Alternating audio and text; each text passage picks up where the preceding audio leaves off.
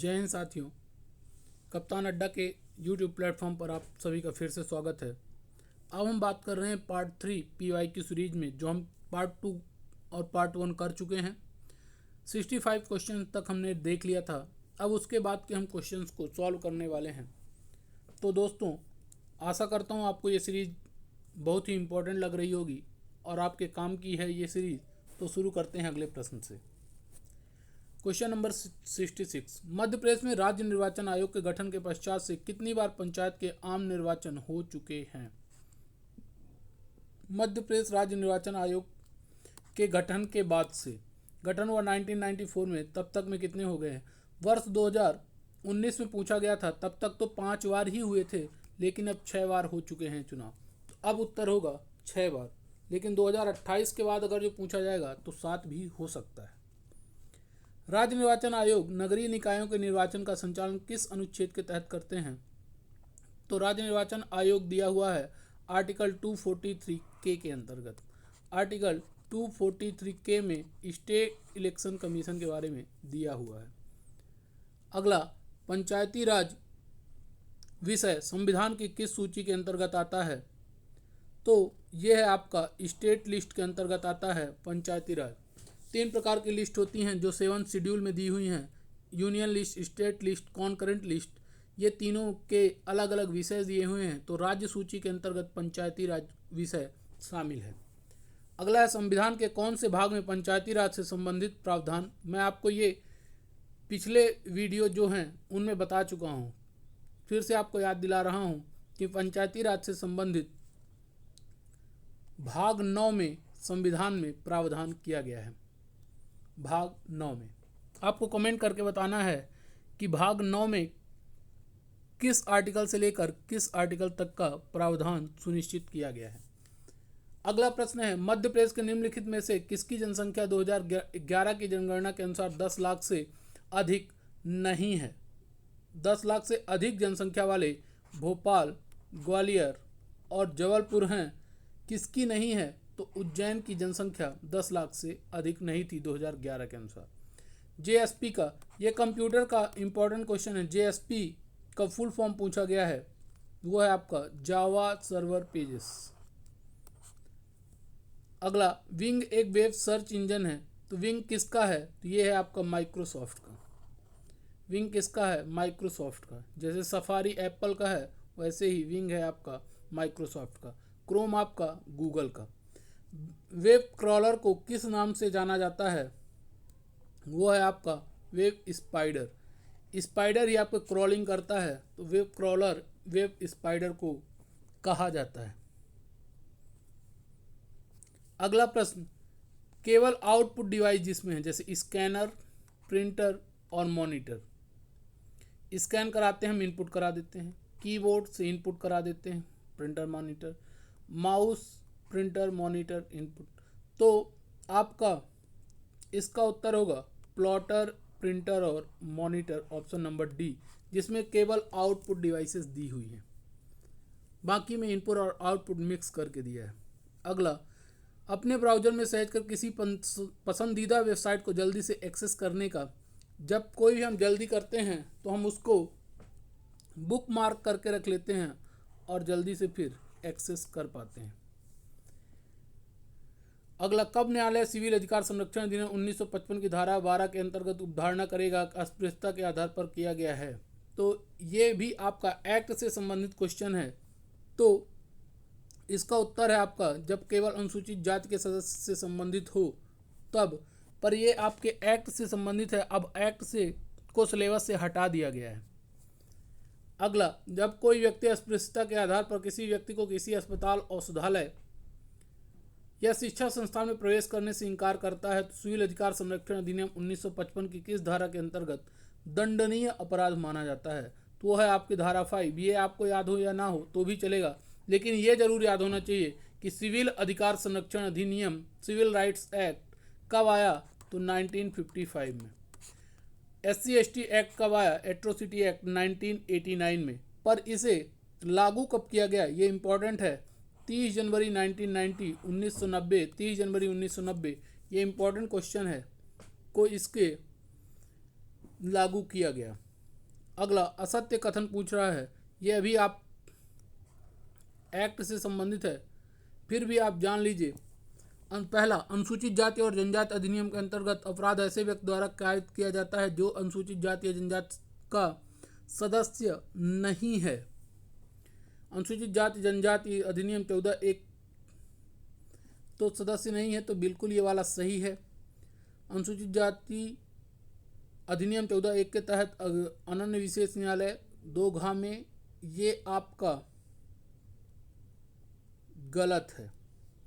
पीड़ित अनुसूचित जनजाति अधिनियम 2 बिल्कुल सही है। आश्रित अनुसूचित जाति एवं जनजाति निवारण 2 बिल्कुल सही। मतलब ऑप्शन नंबर बी। ये आपको अभी प्रश्न समझ में नहीं आ रहा होगा क्योंकि आपने एक्ट पढ़ा ही नहीं है और एक्ट आपके दिया नहीं, पर आपको ये जरूर याद रखना है कि SC/ST एक्ट कब आया, तो ये आया 1989 में, इम्प्लीमेंट होकर लागू कब किया गया, तो 30 जनवरी 1990।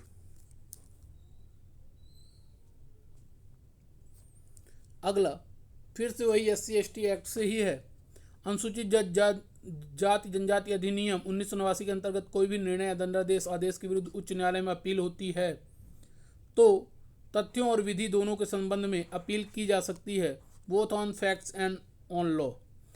अब है आपका भारतीय अंतरिक्ष कार्यक्रम के जनक, बहुत इंपॉर्टेंट प्रश्न। भारतीय अंतरिक्ष कार्यक्रम के जनक डॉक्टर विक्रम अम्बालाल साराभाई। डॉक्टर विक्रम अम्बालाल साराभाई।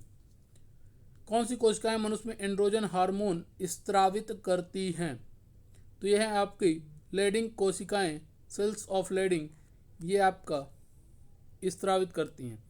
वैश्विक ताप की वृद्धि के लिए निम्न में से कौन सी gas CO2, chlorofluorocarbon, nitrous oxide और मीथेन, तो सबसे महत्वपूर्ण कौन है उत्तरदायी, तो वो है आपकी कार्बन डाइऑक्साइड CO2। मानव शरीर में किस तत्व का सर्वाधिक, मानव शरीर में आपके शरीर में सबसे अधिक मात्रा में कौन सा तत्व पाया जाता है, तो वो है आपका ऑक्सीजन। सबसे अधिक मात्रा में ऑक्सीजन पाया जाता है। जबकि वायुमंडल में पूछा जाएगा तो नाइट्रोजन। अफीम किस श्रेणी की दवा के अंतर्गत आता है, तो ये आपका डिप्रेसेंट अवसादकारी के अंतर्गत आता है। गलती मत करिएगा, उत्तेजक नहीं, अवसादकारी के रूप में अफीम आता है। 2019 में नई दिल्ली में आयोजित गणतंत्र दिवस समारोह के मुख्य अतिथि, ये किसी भी वर्ष का गणतंत्र दिवस के जो समारोह होते हैं उसमें कोई भी आता है आपका अतिथि, उसका पूछा जा सकता है। 2019 में पूछा गया था तो दक्षिण अफ्रीका के राष्ट्रपति सिरिल रामाफोसा जी आए थे, तो ऐसे ये किसी भी वर्ष का पूछा जा सकता है। अगला 2015 में इंदौर में आयोजित तीसरे अंतर्राष्ट्रीय धर्म संगोष्ठी के लिए विशिष्ट अतिथि कौन थे, तो वो थे आपके दामचो दोरजी, भूटान। ये आप मत सोचिए कि PSC सिर्फ और सिर्फ एक ही वर्ष का पूछता है, उसी वर्ष करंट वो 2 से 3 साल 4 साल पुराना भी पूछ लेता है। कोई भी डेटा वो 2 साल 3 साल पुराना पूछता है। ऐसे वर्ष आपको याद रखने हैं जिनमें कोई एक विशेष उपलब्धि इंडिया की या मध्य प्रदेश की रही हो, तो उस वर्ष के जरूर पूछता है। अगर जो पूछे मान लीजिए 2026 में कि 2022-23 में कौन सा स्थान रहा मध्य प्रदेश का, तो समझिए वो जानबूझकर उसी क्षेत्र का पूछा गया है कि जिस क्षेत्र में मध्य प्रदेश ने पूरे देश में पहला स्थान लाया होगा, इसी आधार पर पूछा जाता है। अगला 2018 में भारत सरकार द्वारा प्रारंभ विश्व की सबसे बड़ी स्वास्थ्य योजना, ये आपकी स्वास्थ्य बीमा योजना में सबसे बड़ी थी आयुष्मान भारत प्रधानमंत्री जन आरोग्य योजना, PMJAY। Important question. Madhya Pradesh गरीब परिवारों के विवाह योग्य कन्याओं की आर्थिक सहायता हेतु मुख्यमंत्री कन्यादान योजना 2019 में इसकी राशि बढ़ाकर की गई थी 51,000 रुपये। 2019 में लघु फिल्म में ऑस्कर पुरस्कार, करंट का क्वेश्चन मिला था पीरियड के लिए ऑस्कर। 1842 के बुंदेला विद्रोह में प्रमुख भागीदारी राजा हृदय शाह किस स्थान के थे, तो हीरापुर के हृदय शाह। हीरापुर के हृदय शाह। ये आपका बुंदेला विद्रोह 1842 को बहुत इंपॉर्टेंट है। जितने लोगों ने इसमें भाग लिया सबको आपको याद रखना है। बुंदेला विद्रोह बहुत इंपॉर्टेंट स्वतंत्रता घटनाओं में से एक है, इसलिए ये जो भी मध्य प्रदेश के इम्पोर्टेंट घटनाक्रम है उनको आपको याद रखना है। अगला, ब्रिटिश भारत में सांप्रदायिक प्रतिनिधित्व की व्यवस्था किस अधिनियम के द्वारा की गई? यह है आपका मार्ले मिंटो सुधार 1909। 1909 का मार्ले मिंटो सुधार मुस्लिमों के लिए सेपरेट इलेक्टोरल सिस्टम की व्यवस्था करता है, 1909 में आया था। अगला, 1857 के प्रथम स्वतंत्रता संग्राम में भोपाल के किस वीर ने बहादुरीपूर्ण संघर्ष? 1857 में भोपाल से जो नेतृत्व करने वाले लीडर रहे हैं वो हैं आपके फाजिल मोहम्मद खान। इन्होंने नेतृत्व किया भोपाल से, फाजिल मोहम्मद खान। शेख रमजान सागर, दोस्त मोहम्मद खान बहुत पुराने हैं, और हमीदुल्ला खान आपके स्वतंत्रता के टाइम का। अगला है, सत्यार्थ प्रकाश के लेखक कौन है? सत्यार्थ प्रकाश स्वामी दयानंद सरस्वती। आर्य समाज की पुस्तक है सत्यार्थ प्रकाश, स्वामी दयानंद सरस्वती। अगला, रेशम बुनकरों की श्रेणी की जानकारी किस अभिलेख से मिलती है? तो यह है आपका दसपुर अभिलेख।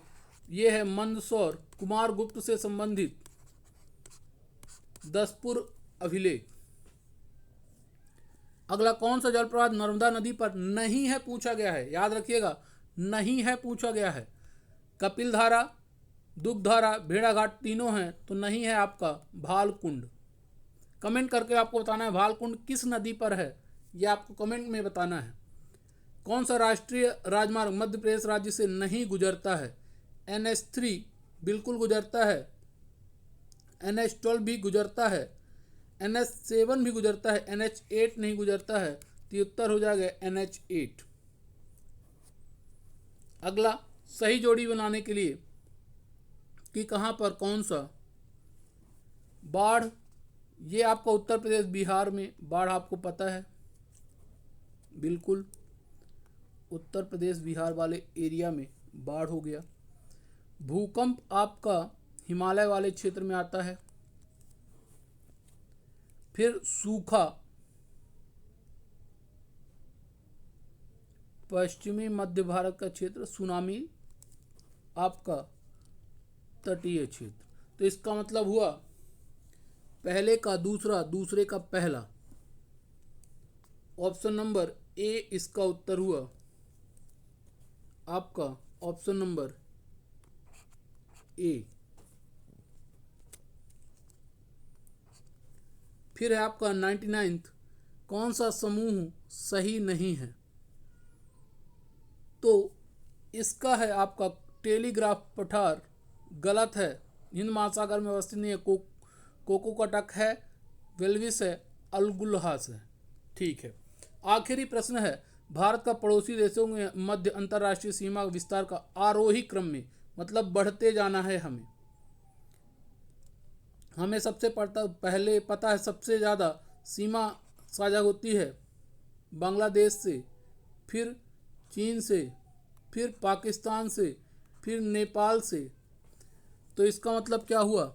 नेपाल, पाकिस्तान, चीन और बांग्लादेश। तो ऑप्शन नंबर बी इसका उत्तर होगा, नेपाल, पाकिस्तान, चीन और बांग्लादेश। क्यों? क्योंकि आरोही क्रम में बताना है, बढ़ते क्रम में। तो ऐसे क्रम जाएगा, पहला नेपाल, फिर पाकिस्तान, फिर चाइना और बांग्लादेश। सबसे ज़्यादा बांग्लादेश से सीमा साझा होती है 4096 किलोमीटर। तो दोस्तों ये थे महत्वपूर्ण प्रीवियस ईयर क्वेश्चंस 2019 में जो प्रश्न आए थे। 100 प्रश्नों में मैंने 3 पार्ट में इसको बांट के बताया है। आप कमेंट सेक्शन में बताइएगा कि क्या मैं एक साथ 100 क्वेश्चंस आपको सॉल्व करा दूं या ऐसे ही पार्ट में 10-10, 15-15 मिनट की वीडियोज बनाकर बताऊं, क्योंकि प्रीवियस ईयर क्वेश्चन से आपको एक आइडिया मिलता है और इन प्रश्नों से भी 2, 4, 5 क्वेश्चन उठकर आते हैं। अगर जो आप मानिए कि मैं पूरे आपको 2000, 3000 प्रश्न कराऊं, तो उन 3000 में से अगर जो 30 प्रश्न भी आ गए और आपसे 20 नहीं बनते थे, तो सोचिए कितना अच्छा ये आपके परीक्षा में हेल्पफुल होगा। तो ऐसे ही बने रहिए कप्तान अड्डा के साथ। मल्टीपल पेपर्स को हम सॉल्व करेंगे और आपकी जितनी मदद हो सकेगी उतना करेंगे। अगर जो आपने अभी तक कप्तान अड्डा यूट्यूब चैनल को सब्सक्राइब नहीं किया है तो कर लीजिए और ऐसे ही महत्वपूर्ण वीडियोस को देखते रहिए। मिलते हैं अगले पार्ट में, तब तक के लिए जय हिंद, जय भारत।